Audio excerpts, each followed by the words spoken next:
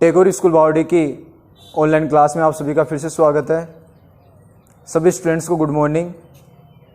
आज जो हमारी नेक्स्ट क्लास है उसमें गर्भ रक्ताणुकोरकता के बारे में आगे अध्ययन करेंगे।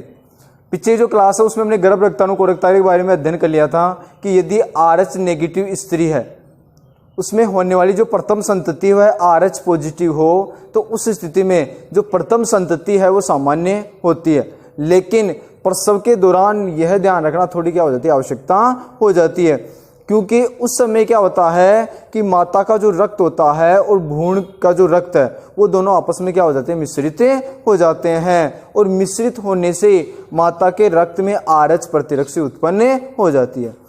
और यदि दूसरी गर्भावस्था के दौरान भी होने वाली जो संतति है वो RH पॉजिटिव होती है तो उस स्थिति में माता के रक्त में उपस्थित जो RH जो प्रतिरक्षी होती है वो रुधिर समूहन उत्पन्न कर देती है, और रुधिर समूहन के कारण जो रक्त कोशिकाओं के नष्ट होने से रुधिर लयनता उत्पन्न हो जाती है। उस स्थिति में भ्रूण की मृत्यु हो सकती है, और यदि वह जीवित रहता है तो वह कमजोर व हिपेटाइटिस से ग्रसित रहता है। इसे गर्भ रक्ताणुकोरकता या इसे क्या कहा जाता है, इरिथ्रोब्लास्टोसिस फिटेलिस कहा जाता है। गर्भ रक्ताणुकोरकता या इरिथ्रोब्लास्टोसिस फिटेलिस, ये क्वेश्चन आ सकता है, ठीक है ना। तो इसके लिए क्या करना चाहिए कि यदि इस प्रकार की स्थिति हो तो प्रसव के 24 घंटे के भीतर इम्यूग्लोबिन जी का क्या लगा देना चाहिए, टीका लगवा देना चाहिए। इम्यूग्लोबिन जी जो प्रतिरक्षी है उसका टीका लगवा देना चाहिए, ठीक है ना, जिससे इस प्रकार की प्रतिरक्षी उत्पन्न नहीं होती है, होने वाली संतति पर कोई ज्यादा दुष्प्रभाव नहीं पड़ता है, ठीक है ना। आगे हम बात करेंगे कि इन्हें जो इस प्रकार की जो प्रतिरक्षी होती है उन्हें रोहगम प्रतिरक्षी कहा जाता है। आगे हम लिखेंगे कि जो आगे उसी में लिख लेना कि इन्हें रोहगम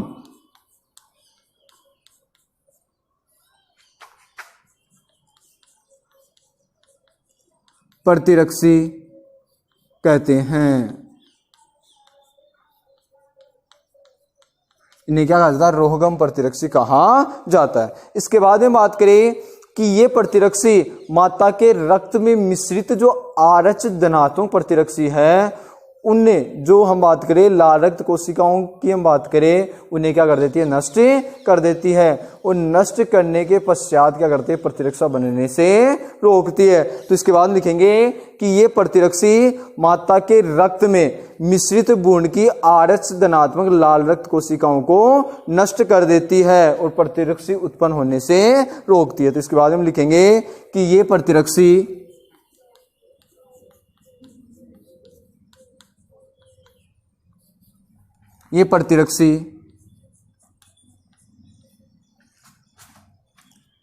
माता के रक्त में भ्रूण से मिश्रित RH धनात्मक लाल रक्त कोशिकाओं को नष्ट कर देती है। हम बात करें कि ये प्रतिरक्षी माता के रक्त में भ्रूण से मिश्रित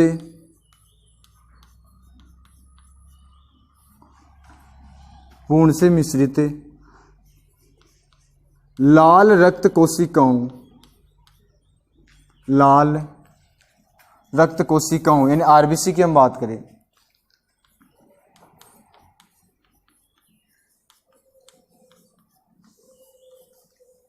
माता के रक्त में भ्रूण से मिश्रित लाल रक्त कोशिकाओं जो RH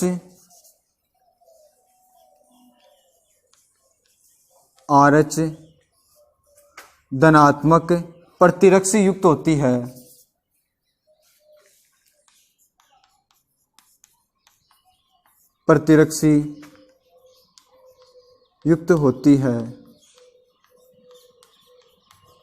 उन्हें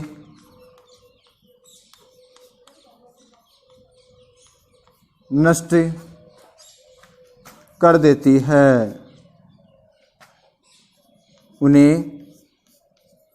कर देती है, और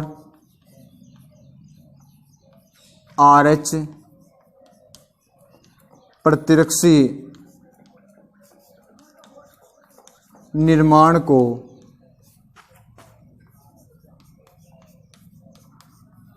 रोकती है। ठीक है ना। ये किसकी बात करें, हीमोग्लोबिन जी प्रतिरक्षी की बात करें। कई बार इस रोग के उपचार के लिए क्या किया जाता है, शिशु के क्या किया जाता है, रक्त के रक्तदान के द्वारा बदला जाता है, पूरे रक्त को बदल दिया जाता है। कई बार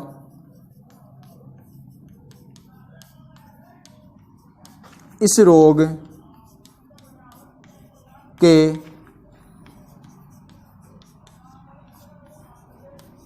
उपचार के लिए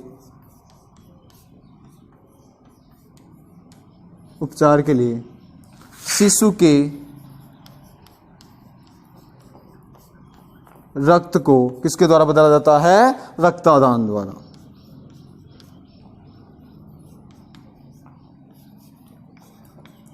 रक्तदान द्वारा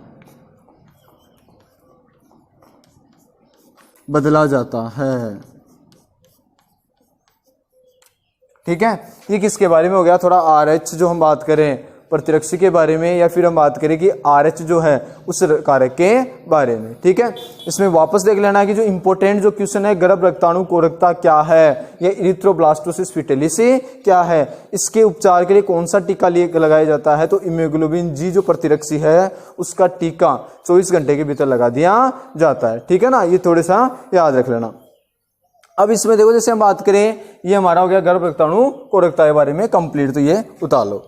इसके बाद में जो हम नया टॉपिक पढ़ेंगे वो पढ़ेंगे रक्तदान। ये रक्तदान क्या है, तो रक्तदान के अंतर्गत ये क्या होता है कि यह एक ऐसी विधि होती है जिसमें एक व्यक्ति से दूसरे व्यक्ति के परिसंचरण तंत्र में, एक व्यक्ति से दूसरे व्यक्ति के परिसंचरण तंत्र में, परिसंचरण तंत्र की हम बात करें जिसमें रुधिर व रुधिर के जो उत्पाद होते हैं वो प्रवाहित होते हैं। ठीक है ना। कहने का मतलब क्या है कि रक्तदान क्या है, तो उसकी हम बात करेंगे कि यह एक ऐसी विधि है जिसमें एक व्यक्ति से दूसरे व्यक्ति के परिसंचरण तंत्र में रक्त या रक्त से आधारित उत्पादों, जैसे हम बात करें प्लाज्मा, लसिका, या फिर हम बात करें प्लेटलेट्स होती है आदि का स्थानांतरण किया जाता है। यानी इसमें क्या कर दिया जाता है, रक्त और रक्त के जो उत्पाद होते हैं उनको परिसंचरण तंत्र जो होता है उसमें स्थानांतरित किया जाता है। तो नया टॉपिक हो गया। इसके बाद में हमारा रक्तदान। नया टॉपिक क्या लिखेंगे, रक्तदान। रक्तदान यानी रक्त का आदान करना, रक्त को देना। यानी कहने का मतलब क्या है कि रक्त आदान, संधि विच्छेद के रक्त प्लस आदान। ठीक है ना। यानी यह एक ऐसी विधि है जिसके अंतर्गत एक व्यक्ति से दूसरे व्यक्ति के परिसंचरण तंत्र में रक्त या रक्त के उत्पाद या रक्त आधारित जो उत्पादों की बात करें, जैसे प्लेटलेट्स, प्लाज्मा आदि को स्थानांतरित किया जाता है, वो क्या कहलाता है, रक्तदान कहलाता है। ठीक है ना। रक्तदान की जो सबसे पहले जो प्रक्रिया जो की थी वो किसने की थी, 15 जून 1667 में एक वैज्ञानिक था जिनका नाम था Jean Baptiste Denis. Jean Baptiste Denis द्वारा क्या की थी, ये रक्तदान की प्रक्रिया प्रारंभ की गई। तो सबसे पहले हम रक्तदान की परिभाषा लिखेंगे, तो इसमें लिखेंगे यह एक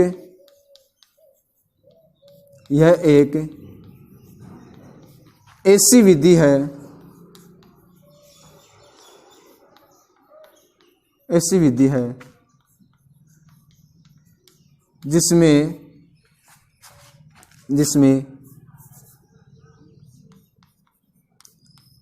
एक व्यक्ति से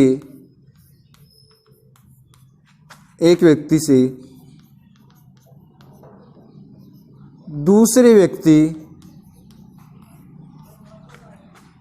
व्यक्ति के परिसंचरण तंत्र में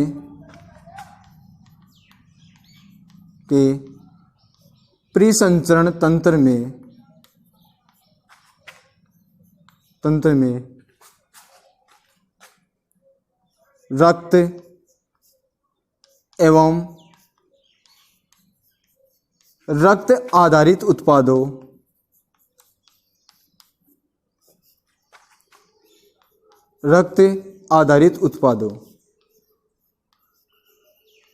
जैसे इसमें उत्पादों में क्या क्या आ सकते हैं, प्लेटलेट्स, प्लाज्मा आदि को क्या किया जाता है, स्थानांतरित किया जाता है। जैसे प्लेटलेट्स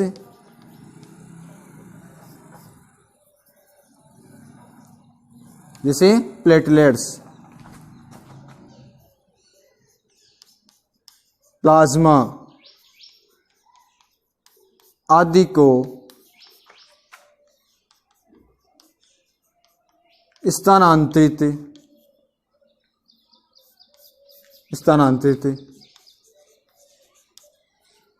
किया जाता है।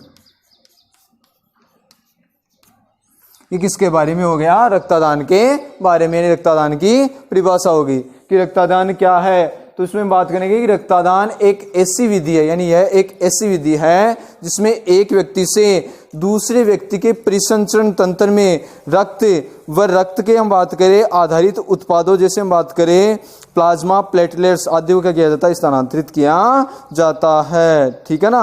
अब देखो, जैसे हम बात करें, सबसे पहले सर्वप्रथम जो इस प्रक्रिया को जो संपादित किया था वो फ्रांस के जो चिकित्सक थे डॉक्टर जीन बैप्टिस्ट डेनिस।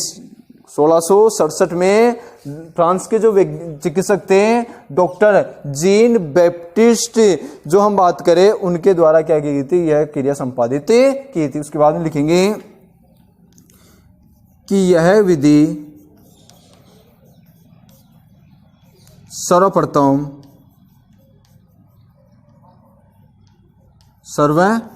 कहाँ के वैज्ञानिक थे? फ्रांस के। यदि हम बात करें, यह विधि सर्वप्रथम 15 जून 1667 में 15 जून 1667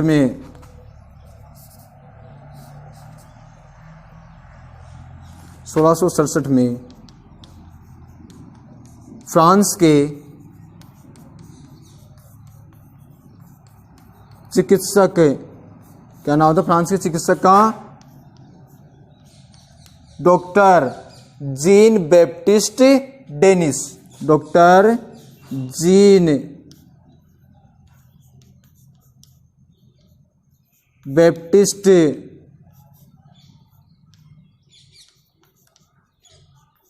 डेनिस द्वारा संपादित की गई। ठीक है ना। वैज्ञानिक का नाम क्या था? ये जो है जीन बैप्टिस्ट डेनिस द्वारा संपादित की गई। ठीक है ना। उन्होंने क्या किया था? 15 वर्षीय एक बालक में बैठ के रक्त से रक्तदान करवाया था। उन्होंने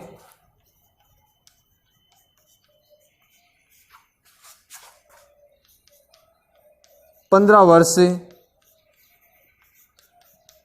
के एक बालक से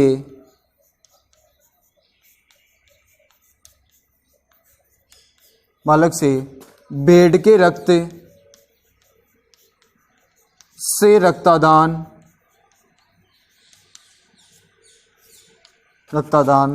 करवाया था। लेकिन वर्तमान में क्या है? प्रतिबंधित है। ठीक है ना। ये कहने का मतलब जानवरों का जो रक्तदान है नहीं करवाया जा सकता है। ठीक है। ये हो गया कि इसके बारे में, रक्तदान के बारे में थोड़ी सी स्टडी होगी। कल हम पढ़ेंगे रक्तदान की आवश्यकता यानी क्यों आवश्यकता होती है। इसकी परिभाषा देख लेना। परिसंचरण तंत्र में एक व्यक्ति से दूसरे व्यक्ति के परिसंचरण जो तंत्र होता है उसमें रक्त व रक्त पर आधारित जो उत्पाद होता है उनका स्थानांतरण करना रक्तदान कहलाता है। जीन जैसे हम बात करें, जीन बैप्टिस्ट डेनिस जो थे डॉक्टर, उन्होंने सबसे पहले रक्तदान की प्रक्रिया की थी। आवश्यकता क्यों होती है रक्तदान की? जैसे मान लो दुर्घटना हो जाए, चोट लग जाए, रक्त का स्राव ज़्यादा हो जाए, या किसी हम खतरनाक बीमारी से मान लो ग्रसित हो, रक्त की कमी हो जाए। ठीक है ना। ये सब क्या हो सकता है? ये शल्य चिकित्सा की जाए उस समय क्या होती है? रक्तदान की बहुत ही ज़्यादा आवश्यकता होती है। तो ये पढ़ेंगे अगली क्लास में। ठीक है। तो इसको सही प्रकार से स्टडी कर लेना।